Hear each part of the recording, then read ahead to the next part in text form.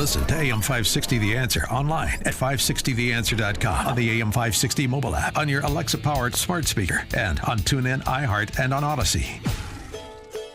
Don't miss Dan Proft going head-to-head with Juan Williams on Tuesday, April 25th at Beyond the Talking Points. Get your tickets today at 560theanswer.com/beyond. Top of the morning, Dan and Amy. John Stossel is the host and creator of Stossel TV. He releases a new video every Tuesday, which is available at John Stossel, Stossel, johnstossel.com. Of course, John Stossel has been a venerable journalist for many moons, and it's always enjoyable to talk to him. We covered his last video release, his most recent video release, which was an excellent and succinct retrospective on what you couldn't say over the last 3 years. Here's an example, the Hunter Biden laptop story. Perhaps the most blatant case was the media's claim that the New York Post scoop about Hunter Biden's emails just could not be true. We're supposed to believe that Hunter Biden, in a drunken stupor, dropped off his laptop in, I guess, apparently QAnon repair office, right? Obviously, Russian interference, said the media. It's likely Russian disinformation. It is so obviously a Russian operation. Twitter's bosses wouldn't even let users decide for themselves. They labeled the Post report potentially harmful and blocked users from sharing it. Facebook was sneakier. They suppressed the story instead of banning it outright. Of course, now the media admit the Post story was true. Several news organizations have authenticated many emails from the laptop. So the media who smeared this as a Russian plot, do they now admit they were wrong? No. They just say things like, nobody cares about Hunter Biden's laptop. Exactly. And nobody cares about the FBI spiking the investigation into Hunter Biden, the agent who attempted to do that, reportedly, per whistleblowers, just quietly retired. And the revelation we were just talking about with Professor William Jacobson from Cornell Law that was out yesterday. An IRS whistleblower inside the IRS through an attorney writing to members of Congress saying, actually, what members of the Biden administration probably, although he's not named, but probably Merrick Garland, have said under oath that there's no preferential treatment being given to Hunter Biden. This IRS whistleblower says that's not true. And what will the media do? Not cover it or deny it. Do they learn lessons? No.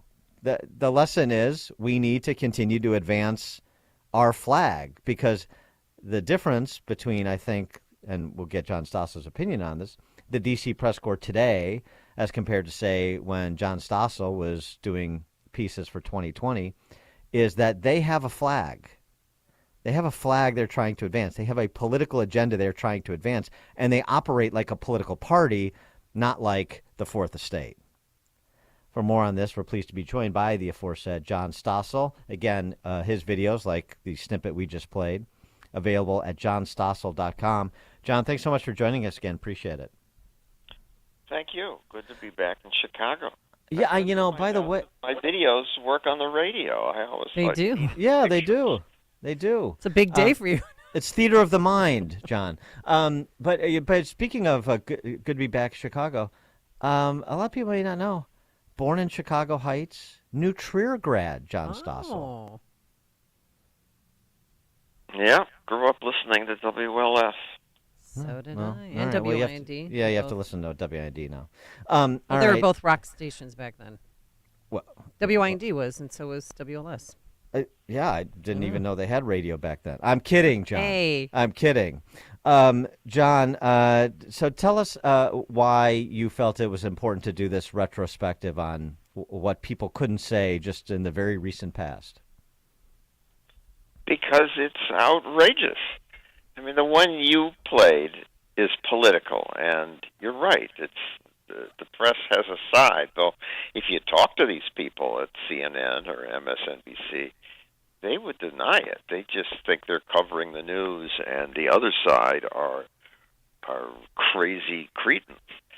But and the other examples of you couldn't say that COVID might have come from the lab, or that mask wearing wasn't accomplishing much and could be harmful to children.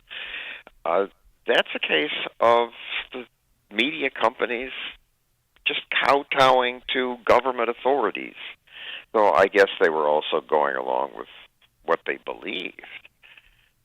It's like Facebook's censoring my climate reporting because they hired some lefties from the Poynter Institute to be fact checkers, and they fact check that anybody who says the climate change is not an existential crisis needs to be shut up. Well, are you waiting for these media gatekeepers to apologize for their censorship? I mean, yes, I know it's stupid, but usually when you make a mistake, when I've made a mistake, I've gone on the air and said, look, sorry, I made a mistake here. Yeah. Here's why I made it, and here's what's correct. And now they just ignore what they said before. I mentioned, in the run-up to you coming on the program, would John Stossel have been hired by ABC News and tasked to do some of the segments that you did for 2020, those many years, if it was John Stossel breaking into broadcast journalism in 2023? No. And when they I was at 2020 for 28 years, and when they pushed me out, it was because I wanted to do, it was a mix. I wanted to do stories about the harm that big government does and the benefits of limited government. And it wasn't that they were so opposed to that, though they were, but they also wanted me to do stories on sex murders, which is what 2020 mostly does now, and I didn't want to do those. Mm-hmm. And so, since you have such a long perspective on this, can you point to specific watershed moments or watershed stories where there was a paradigm shift in the press corps? It was a little gradual. When I started on 2020, when I was famous because I had zillions of viewers because the government limited the number of stations and lots of people had to watch me.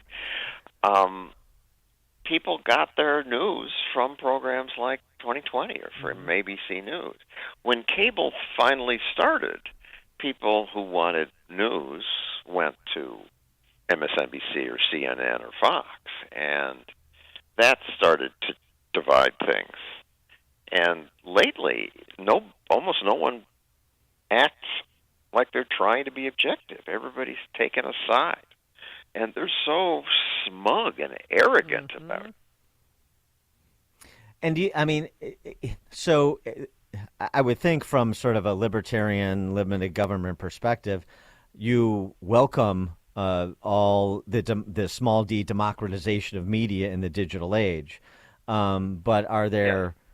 Right. But what about the media landscape other than what you just mentioned today? What you just mentioned bothers you today? Because to some extent, so everybody's taking a side. But some people are more transparent about it. Look, I have this point of view, and I'm going to do stories that are informed by my worldview, and you can judge them, based on the merits of the story. And then there are 42 other media outlets that are doing stories on the same topic from different points of view, and why not just trust the viewer or the consumer to make up his or her own mind? Well, we better, because that's what we got. But what's upsetting is that in the 2020 days, people would debate, and there were programs like Crossfire where people debated. Yeah. And the cable networks aren't stupid. They would continue to do that, but their audiences don't want that. I do it on Stossel TV when I can get the socialist left to debate, but it's very rare these days, and that's sad, and we lose something from that. Yeah, I totally agree. I remember, several years ago, 5 or 6 years ago, I asked Rich Lowry, editor of National Review, if he thought Buckley's firing line, sort of the same question I asked you about 2020, if he thought Buckley's firing line could be made today. And he said no, and it was already then, several years back, it was this climate where you had one side that really isn't interested in debating, which is generally speaking the left, because they control all these institutions and they feel like they're defiling themselves in some way to even engage somebody who might disagree with them. But then the audience piece of it is important too, and that also is on the conservative side. I have to admit that you have people say, "Oh, I don't want to listen to that guy." Listening to that guy or that gal, when we have people of the left on this show, it's like nails on a chalkboard. Well, that may be that it may be to you, but you need to hear, you need to listen, and you need to see ideas or hear ideas, see ideas presented side by side, so you can really make some substantive distillation of the quality of the respective ideas or policy proposals or what have you. We agree. And I saw this at Fox, too. I was impressed in my 7 years at Fox that they never told me not to talk about letting in more immigrants or shrinking the military's presence. But if I'd go on Hannity or O'Reilly at the time and I wanted to talk about drug legalization, which I believe in as a libertarian, I think the war on drugs does much more harm than the drugs. They would have me on once, but they didn't want to do it again. They didn't really want to argue about it, and I think their audience didn't want to hear it. Well, wait, I want to know, why do you think drugs should be legalized? And what kind of drugs are you talking? Because now they have vending machines where you can get all sorts of stuff in Portland, Oregon. Right. And I'm an adult. Don't I own my body? It should be my right to poison myself if I want. And the laws against it are what cause the drug cartels to thrive and cause all the crime. Alcohol prohibition created Al Capone. There are no more beer mobsters anymore because it's legal. Same would happen with drugs.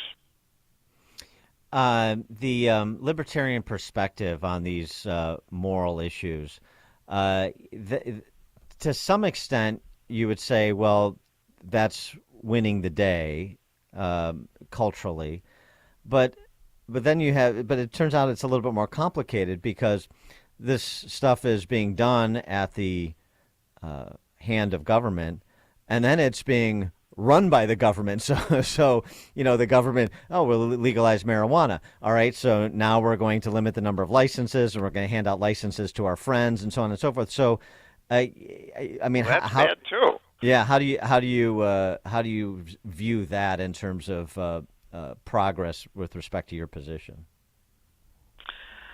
Barely a tiny bit of progress. At least they're not locking up as many people for marijuana possession. But government fingers all over it, so that in California the illegal drug business is bigger than the legal business because they have so many taxes and rules. Government wrecks almost everything. We need some government to keep us safe, to keep the peace, run the courts. But it should be limited government. It's a real schizophrenic public, isn't it? We've talked about this a lot during COVID for obvious reasons. Like, I'm very skeptical of the government. I want smaller government, a lot of people will say. But then at the first sign of trouble, there ought to be a law. The government needs to do something about everything. Exactly.